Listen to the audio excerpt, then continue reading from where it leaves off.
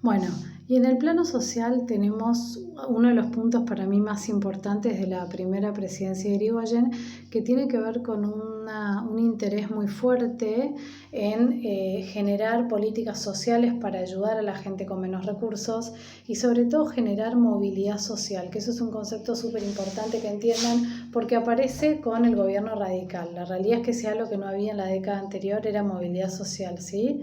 Porque había una élite gobernante que no le interesaba que la hubiera. Entonces, aparece la incorporación de las clases medias, una movilidad social ascendente a través de distintas cosas. Aumenta la población, aumenta la inmigración, salvo en el periodo de la Guerra Mundial, antes como después, aumenta la urbanización, aumenta el acceso a los cargos públicos. De hecho, Irigoyen usa mucho esto de dar un cargo público a cambio de votos, por eso también un poco lo critican. Y aumenta, uno de los grandes logros que hace es aumentar la cantidad de gente que vaya al colegio, la alfabetización, crece un montón con Irigoyen. Entonces eso genera obviamente movilidad social. Gente que no tenía recursos o estaba en el círculo de la pobreza logra salir de ese círculo y logra meterse en ganar un sueldo lógico y salir de lo que llamamos en sociología el círculo vicioso de la pobreza, que lo vimos en la primera clase, ¿no? ¿Se acuerdan? Ese chico que no se alimenta, no le crece el cerebro y por lo tanto nunca va a ir al colegio, nunca va a estudiar y nunca va a tener un laburo igual que vos y que yo. Él, al lograr alfabetizar, logra igualar oportunidades. Por eso también es importante que la política social que uno conoce ligado al peronismo en realidad empieza acá. Va a dar muchos servicios públicos, aparece el tranvía, el subte, el colectivo, va a ser una política de vivienda muy importante con créditos, alquileres, creación de barrios en un proceso que llamamos de suburbanización. Amplió la base de su partido, incorporó a la clase obrera, que estaba como más alejada, o por ahí que se iba más a los partidos socialistas y comunistas, que estaban excluidos como de la vida política, no tenían tanto voto.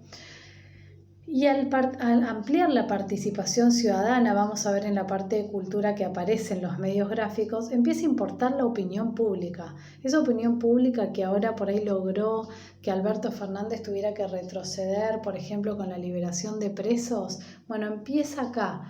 Hay que darle bolilla a la gente. ¿Por qué? Porque la opinión pública tiene voto, ¿sí? La sociedad civil habla. Y como ahora se vota, pueden no volver a votarme. Entonces empieza a ser importante también el escuchar lo que la gente pide. Bueno, en el plano social, lo último que voy a decir es que Irigoyen va a oscilar. Oscilar es como ir en un péndulo, ¿no? Así, tuc, tuc, tuc, entre reforma y represión. Reforma y represión. ¿Qué significa esto? Por un lado tiende a la reforma, a la negociación, a querer acordar, por ejemplo, ante un conflicto de trabajo, permitir una huelga, hacer una política reformista, promover, no sé, un aumento de sueldo, promover algo que pueda mejorar la situación de los trabajadores. Pero por el otro lado, cuando ve que esa reforma puede ser revolucionaria y atenta contra los intereses de la élite, o puede ser socialista, anarquista o comunista, ahí sí reprime. Que de hecho es lo que pasó, van a ver en el texto, en algunos conflictos sociales que se llamaron, por ejemplo, la Semana Trágica, el conflicto de la Forestal, la Patagonia trágica.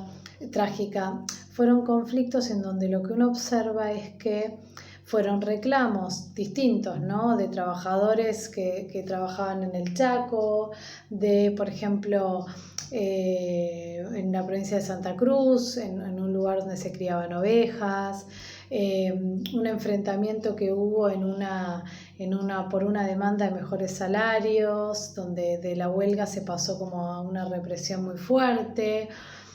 Digamos, ¿qué es lo que quiero decir con esto? Cuando vio que los intereses no atentaban contra el status quo, bueno, se concedieron cosas, pero cuando eso atentaba contra los intereses de la élite, ¿qué iba a pasar? Que los militares iban a estar, ¿se acuerdan que les dije, midiéndole los pasos?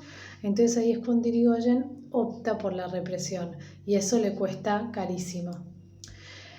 Lo último que iba a decir respecto a lo social es una época de muchas migraciones Es una época de que Argentina se empieza a nutrir de muchos de los recién llegados, de su forma de trabajar. Acuérdense que muchos se meten en las incipientes industrias.